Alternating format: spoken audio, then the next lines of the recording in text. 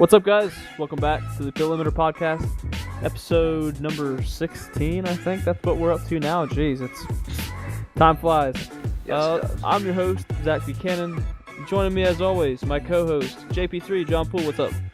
What's up?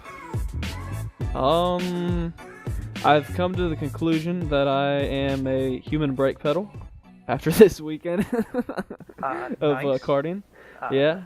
Nice. I attempted the iRacing 24 hours. A driver quit on us mid-race, and we crashed. And it was just a terrible time, honestly. I was going to say, your weekend of racing, albeit sim racing, was probably a lot rougher than mine was. Yes. So it was a pretty interesting week and weekend of motorsports. Let's get right into it. Stop and go, John Poole, what do you got? So NASCAR and IndyCar are eyeing hybrid engines for 2021 per Marshall Pruitt. So we've heard this rumor floated in the past. Even Mike Hilton on the Dale Jr. Download a few weeks back said that if the automobile industry and racing industry are going down that road, that the chassis should have room for it. So it's very interesting. Very interesting moving forward. So this is pretty cool for short track fans, really just NASCAR fans in general. It was announced that in 2020, the Whelen Modified Tour is going to return to the Martinsville Speedway for the first time in 10 years. It's going to be a spring race, corresponding with the NASCAR Spring Cup date. So there have been some rumors out of the F1 paddock. Rumor has it that Sebastian Vettel, four-time world champion, could be retiring after the 2019 season. This is coming in the lieu of questions about Vettel's performance over the last year and a half with Ferrari and his mental toughness as a whole. So Adam Stern, who has really been grinding, put out a tweet regarding IndyCar and Richmond Raceway.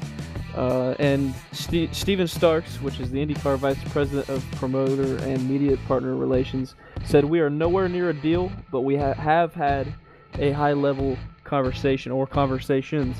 So it'd be interesting to see if the IndyCar Series returns to Richmond."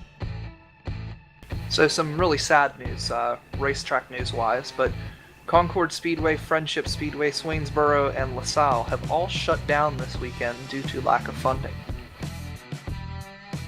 So some really cool news in terms of sponsorship in the past week involving Richard Petty Motorsports, Victory Junction, and Worldwide Technologies. So Worldwide Technology founder and chairman David Stewart and his family have donated to the Victory Junction in order to help fund 16 races for Bubba Wallace's season in the Monster Energy Cup Series campaign for the rest of 2019. It's also a tax-exempt donation, which is always awesome. Yeah. Some pretty interesting news today coming out of NASCAR. Adam Stern is reporting that NASCAR is consulting with the Dallara Group, the Italian race car developer that has made the chassis for the IndyCar, Formula 2, Super Formula, etc.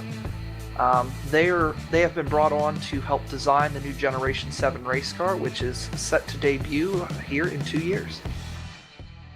So Doug Bowles, who is the president of the Indianapolis Motor Speedway, was asked about a collaboration with IndyCar and NASCAR at the Speedway to have a doubleheader. And he said it would be cool to have not only NASCAR and IndyCar as a doubleheader, but to have a triple-header weekend at Indy in 2021 with IMSA involved. Remember, IMSA ran the infield road course in correspondence with the Brickyard 400 a few years back. The Super Weekend. The Super Weekend, yes. The Kroger Super Weekend, I remember that. Yes.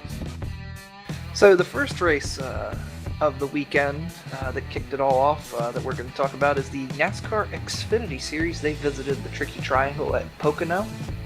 It was an action-filled race. Much more action-filled than what it's been in recent years past, but in the end, Cole Custer pulls off the last lap pass on Tyler Reddick to win his third race of the year. The WeatherTech Sports Car Championship was at Detroit at the Raceway at Belle Isle Park. And an impressive performance from the Acura Team Penske team, the number 6 piloted by Dane Cameron and Juan Pablo Montoya, took home the overall victory. The current points leader in DPI, which is the overall championship, Pippo Durrani and Felipe Nazar of the Action Express Whelen Engineering number 31 car. So IndyCar on Saturday kicked off their first race, their first duel at Detroit race. It was I would say, crazy to say the least. Overall, it was rain shortened. It was a 75-minute race. Just many things happening that we're going to discuss here in a little bit. But Joseph Newgarden captured the win at Detroit, followed by Alexander Rossi and Takuma Sato. The NASCAR Monster Energy Cup Series was at Pocono on Sunday, and Kyle Busch took home the victory. Of course, had not very many good things to say after the race, but nonetheless, the 18 car was in victory lane. As I said before, IndyCar was having their duel at Detroit. Race 2, from at least a race control sense, was a lot better, though it was action-packed throughout. You had crashing side-by-side racing, but in the end, Scott Dixon won again at Belle Isle, followed by Marcus Ericsson for his first podium in IndyCar in his 8th start, and Will Power, after having just awful luck in this race, somehow managed to Gearbox problems, first lap crash, almost went a lap down, finished P3 on the podium. Yeah, that car was sitting there stalled at one point, so yeah, that's cool for him. All right, so Tuesday trivia. Make sure you guys tweet us what you think the answer is at the Pit Limiter on Twitter. Add us and use the hashtags Tuesday Trivia and the Pit Limiter podcast. So, John, here we go. Okay. Scott Dixon won the 2018 IndyCar Championship, winning 3 races. Usually we see an IndyCar champion win 3, 4+ races in a season. When was the last time that we saw a driver win 3 or less races and still win the championship? 3 or less races. Ooh. Less than 3. Less than 3. Less than 3. So it basically 2 or less. Well, it wouldn't. I'm gonna just shoot it out in the dark. It's probably Hornish in 06. In all honesty, yeah, that seems like the realistic thing would be Hornish in 06, because the schedule was shorter back in that time frame. But yeah, I think every champion, Dario through Scott through Ryan Hunter-Reay, they've had more than 3. Hornish had 4 wins that season in 06. Shit. Indy, Richmond, Kansas, and Kentucky. He actually tied with Weldon. Really? Yes. Won it on a tiebreaker. Weldon had 2, and he had 4. Why is... I never even knew that was the thing. Why is that not considered the greatest championship? There was 1999, there was 2006, there was 2015. There's 2008, which they didn't tie on points, but that was exciting. 2007 was pretty exciting. It came to last corner, last lap. But back on track. Any other guesses? Maybe Buddy Lazier, Greg Ray, one of those two. I mean, it'd have to be early IRL days, or are we counting kart as well in this? We're counting both. Okay, so the most recent of the combined 2. Yeah, I'm gonna say it's IndyCar. I'm gonna go with like Lazier in 2000. You were very close. It was actually Gilles de Ferran in 2001 in kart. Really? Where he won Rockingham, the UK Rockingham, and Houston. And then actually in 2000 we had it double. Buddy Lazier won the championship in 2000, winning 2 races, Phoenix and Kentucky. Of course, the IRL was a much more condensed schedule back then. 9 races that year. Yes. And then also you had kart in 2000. Gilles de Ferran also won 2 races. So both of de Ferran's championships, he won 2 races to do that. What's actually was pretty impressive considering it was a 20-race season and yeah, a lot of the champions won 3 or more races. Yeah, exactly. That's crazy to think. Yep. So that does it for Tuesday trivia. So let's jump into the discussion, John. Man, what should we talk about first? Because there's a lot of things on our mind this week. I would talk about just the duel of Detroit. There were a lot of things that I saw that it just left my head scratching. All right, so yeah, let's go do one. The first race on Saturday. Yes. All right, there was a lot of people that were upset about them having to switch from NBC network television to CNBC because basically, long story short, with the rain delay, inclement weather delay. Let's not sugarcoat this. Tornado warnings, lightning strikes. No conditions to be racing in. After a weather delay, they got the race going. They went to a timed race, and they still ran out of time. So, knowing that their time limit was 6 p.m. Eastern because of the local nightly news, they knocked it over to CNBC to finish the race. Yes. There was a lot of people that were upset about this, mostly just because they either A, DVR'd it, and since it switched over to channels, they wouldn't be able to get the last part of the race, the last 15 or whatever laps it was. Yeah. And then B, they just didn't have CNBC, whether it was an international viewer or just they didn't have CNBC. But to be honest, there was a lot more going on than just the whole debacle with that. That was one thing that was contributing factor. Yeah. The first thing I question is why 75 minutes? I don't know where 75 minutes came from. It was kind of an arbitrary number, if you ask me. I thought it was more or less 2 hours was our limit. Yeah. And it wasn't like, darkness was going to play an issue. It was, we had until almost 9 o'clock. Right. Until sunset. So we could have got the whole race in. Maybe they made a little consideration for teams having to do it all over again the next day. That's what I was thinking. Having a doubleheader, having to condense it a little bit. And whenever it got started, it was just everybody was all over the place. Marco Andretti was the first one to make the jump on slick tires. Did you see his onboard? Yes, I did see his onboard. My goodness, man. If y'all haven't seen his onboard, it's on Twitter. I'm assuming it's probably on YouTube by now. It is. Gosh, man. I know we give him a lot of crap for... he has a lot of natural talent. He just doesn't have the luck or the... I don't think he has the mental aspect of it. But regardless, man... Yeah. That was some car control. Because, it's a physical street circuit. It's bumpy. You have no grip. You're hydroplaning, basically. You have no tread because you're on slicks. Yeah, this dude is seesawing at the wheel to hang on to this thing.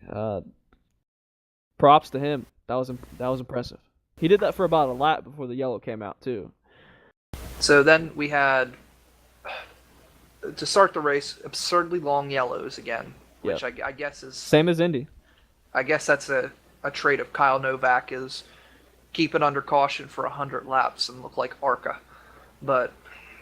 The one thing, stuff like that, I wish there was an explanation for stuff like that, because there's definitely a lot, like, we weren't the only ones that pointed that out. Like, there was a lot of people that are like, why are there so long of yellows? If there was, like, debris or if there was fluid on the track or something where, you had to clean it up, and if it's an obnoxious amount of debris and you got a lot of speedy dry down, you can't just leave it like that. You got to have cars rolling through it.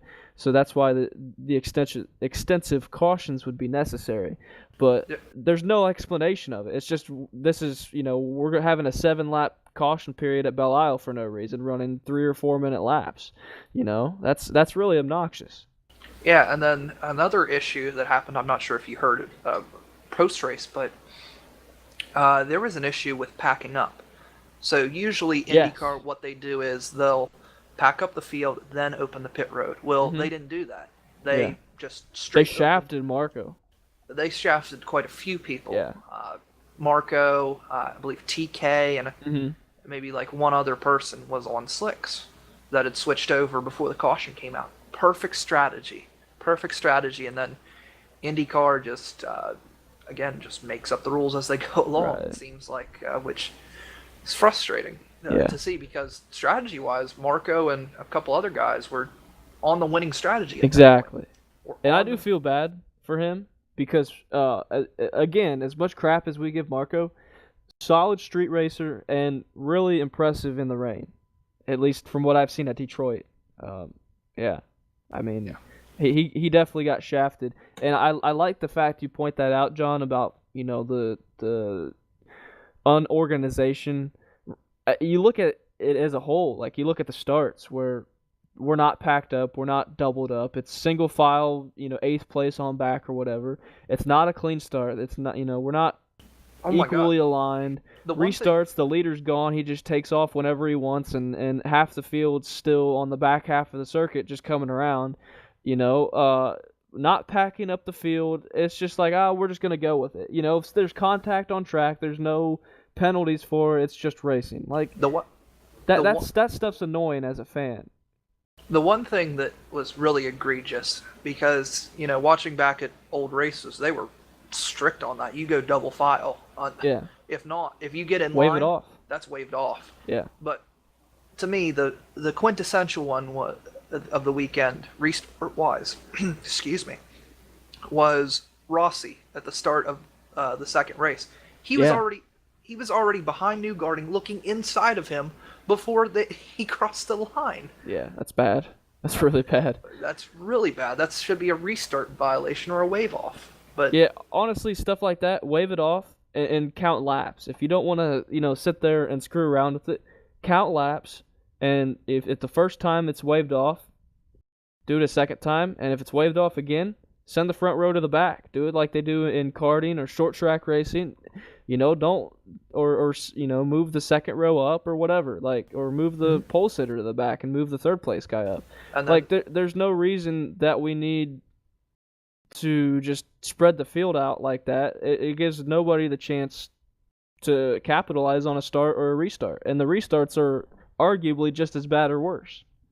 and then the restarts that Scott was just doing what was within the rules, but I mean, he was jumping out to a 1.5 lead by the start-finish line Yeah, over Ericsson there late in the race. And as a fan, you kind of want to see them. Oh, Ericsson got a good restart. Yeah, he's going to make the move. Yeah. Trying to go for his first win. But no, Scott Dixon was already in the next zip code by the time they got to the start-finish line. So yeah, they're definitely restarts are atrocious.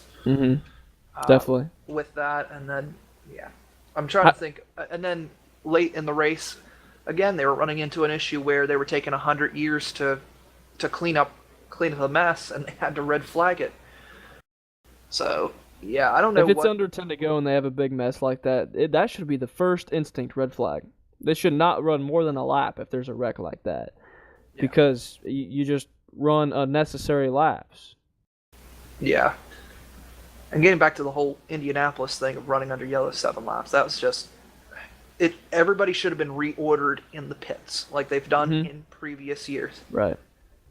A lot of people. I think there's some speedy dry in turn 3 that they're having them roll through though. Yeah, but it shouldn't have taken 7 laps. They have You're street right. sweepers. Yeah. So it shouldn't be any. Right. It just, I don't know. Yeah, I don't know. Yeah, I don't know what race control was thinking. Kyle Novak, I haven't heard of Novak before qualifying, but his last 3 races have shown that he's a muppet. Hey, he's been there since 2018. Yeah. So remember St. Petersburg when Rossi made the move on Wickens and it was just kind of borderline and Wickens ended up crashing? Yeah. No call. Which probably should have been on Rossi. I mean, he just wiped the guy out.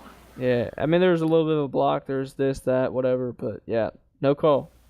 There's a lot of no calls, actually, from him. And the same guy that called Bourdais on that No, he called exit. What Yeah, was it, called at Bourdais. Long Beach? Yeah, called Bourdais on the pit exit, and then this year called Graham on a block Yeah. on the last lap, which, That was borderline, but regardless, whatever. Yeah, I mean, you There's need, the biggest point is there's no consistency. yeah, there's no consistency. That's what I was about to say. Yeah. It seems like certain drivers get called certain ways and other drivers don't get called. Yeah, if you want it to be a certain way, you set a precedent. That way, if you have a problem like that in the future, you look back and say, "Hey, this is what we did the first time, and this is what we're going to keep doing." You know, and to me, if there's any kind of discrepancy with a rule, like Pagano, people were saying Pagano blocked at Indy. Okay, you go back in the rule book, you take a screenshot of that specific rule, and you blast it all over social media. So that way, anybody that wants to sit there and be a keyboard warrior and say, "Oh, he did this, he did that," there it is, black and white. Read it. Break out your bifocals and read it, because that's what it is. There in fine print, because it would just cover their tails, and it would provide a lot more clarity. Because obviously nobody's going to take the time to sit there and read the whole rule book. But yeah, I think stuff like that they need to clarify, because half the time we're sitting at home on the couch confused, like what's going on. Yeah, exactly. We're trying to read the rule books ourselves. We're trying to figure out, what the rules are based on what Diff, Paul and Townsend are saying. And it's a mess. Let's not. It's a mess. Yeah, let's not also forget tires. I mean, not only were the Reds kind of a farce this weekend, but there were some questionable things. There was a lot of, at least within our panel of 6 guys, there was a lot of confusion regarding the tire rule, because I've always been under the impression that you're supposed to have 2 laps, if not 2 green flag laps, on each compound. Now maybe it's just 2 laps, like yellow laps or whatever, but I was under the impression you had to have 2 laps on every compound. But apparently if you declare that you start on one compound and then there's a yellow, you can switch. I don't know, that's just confusing to me, but I agree. there's a lot of, to me there's some gray areas there, because I feel like guys got away with stuff that they shouldn't have. Oh yeah, and again, that just goes back to race control. The rules say that you have to be on the compound for a few laps, or at least 1 lap under green. It was not even a half a lap under green. Everybody switched tires. Yeah. And then the compound itself, yeah, I don't know what happened, but I was just shocked to see Dixon just 1 lap he was leading, the next lap he's 4 seconds back. He lost 4 seconds in 2 laps. A lap.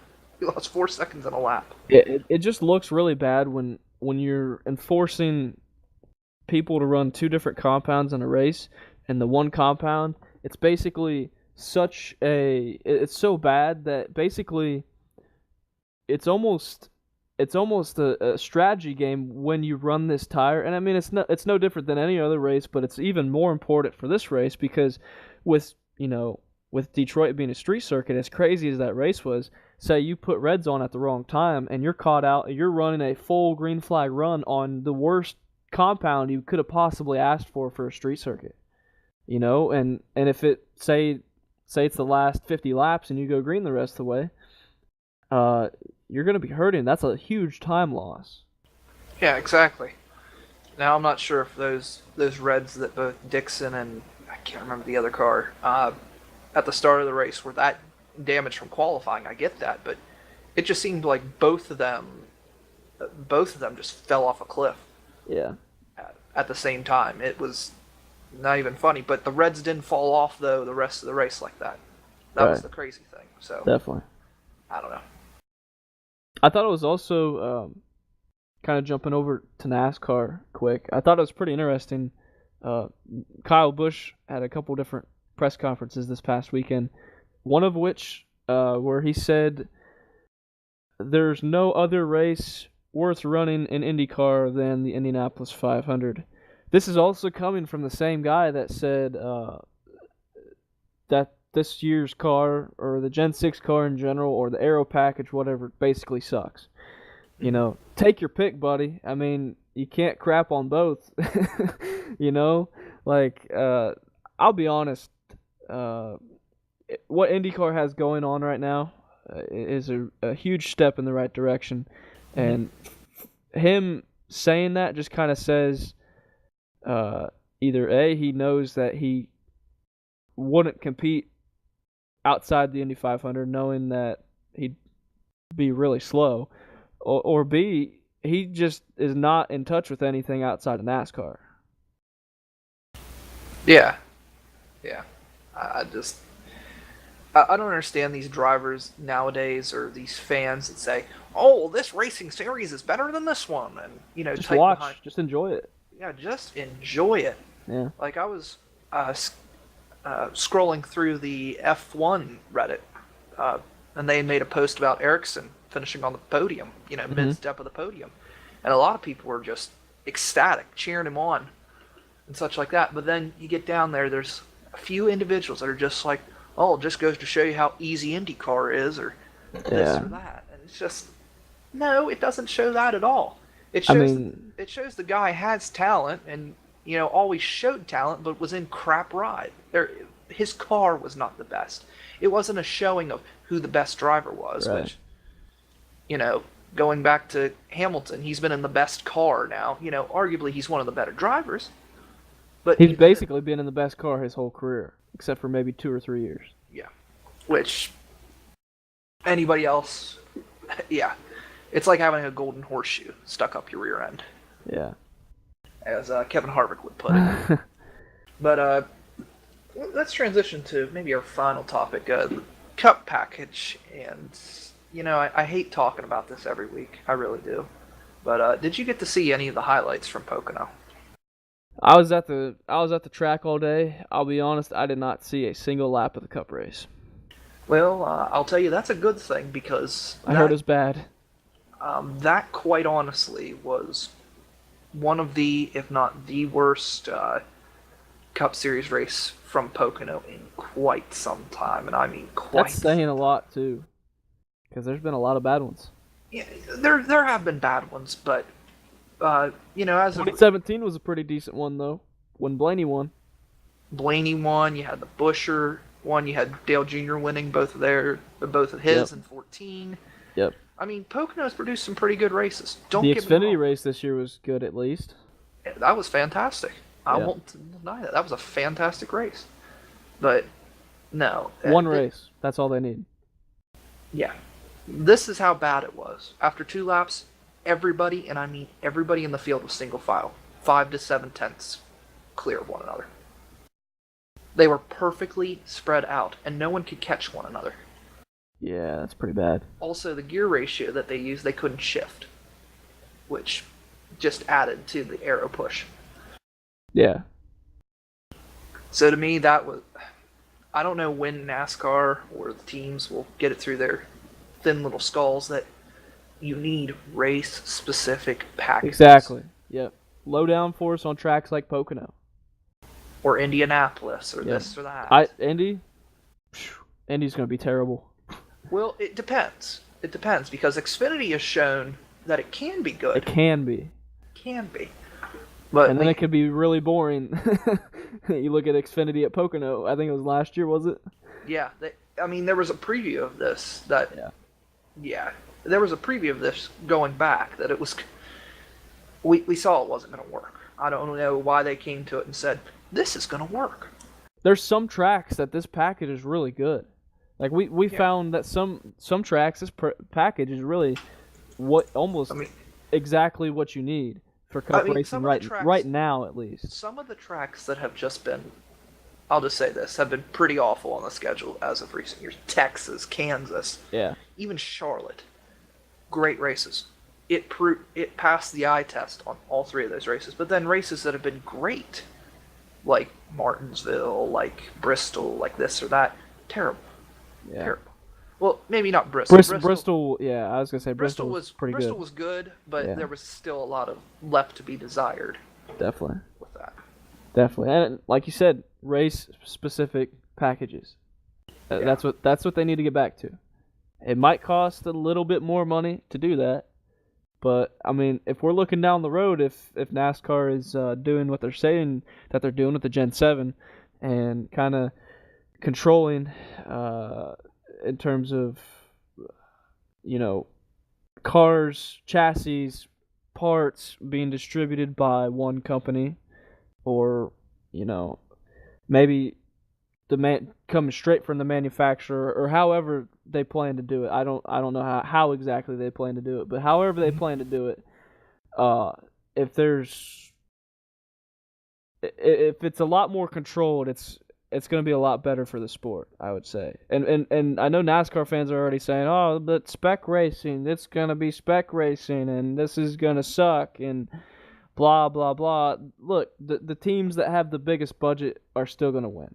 You're not going to take Joe Gibbs Racing and put them in 30th because it's technically a spec series.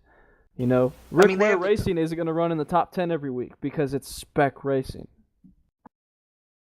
Yeah, and there was a pundit I won't name. He's been a guest here that just said spec racing doesn't provide anything.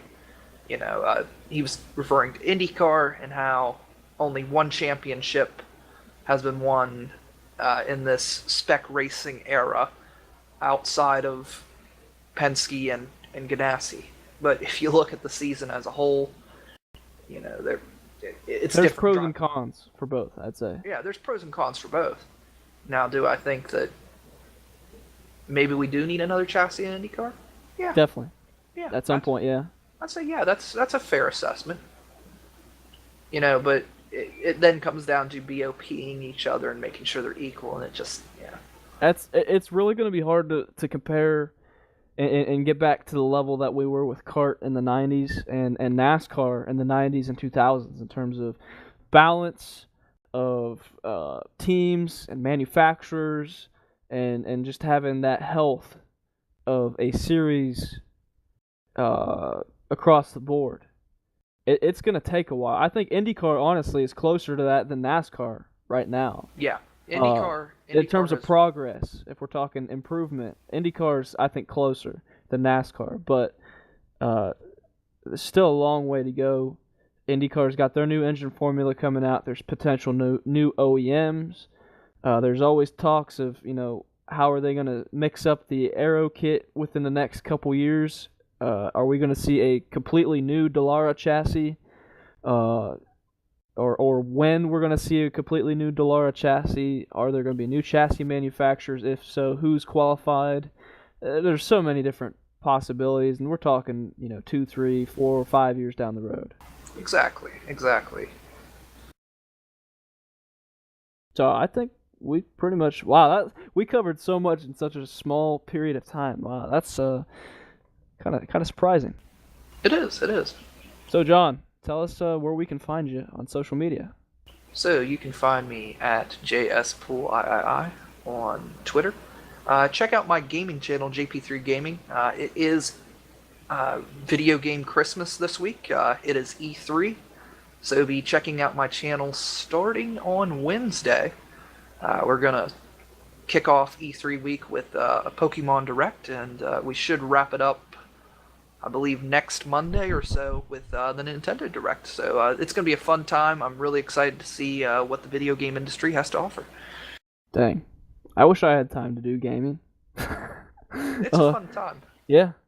So make sure you guys follow me on Twitter and Instagram at ZBCannon4. Make sure you guys like my karting page on Facebook. I try to post there as much as I can, usually a couple times a week, about what's going on in my racing ventures. Zach Buchanan Racing, at Zach Buchanan Racing, that is. And make sure you guys check out my YouTube channel. It's just Zach Buchanan, my name. Upload karting videos and other vlogs almost weekly, so yeah, go check that out. And make sure you guys follow the podcast on Twitter at The Pit Limiter. Make sure you guys like us on Facebook at The Pit Limiter Podcast. Make sure you subscribe to us on YouTube, and make sure you guys check us out on all social media platforms in terms of podcasting. We've been having some issues in terms of uploading podcasts to the apps, so apologize for that. We're going to get that sorted out as soon as we possibly can. That being said, thanks for tuning in, everybody, and we'll see you next week.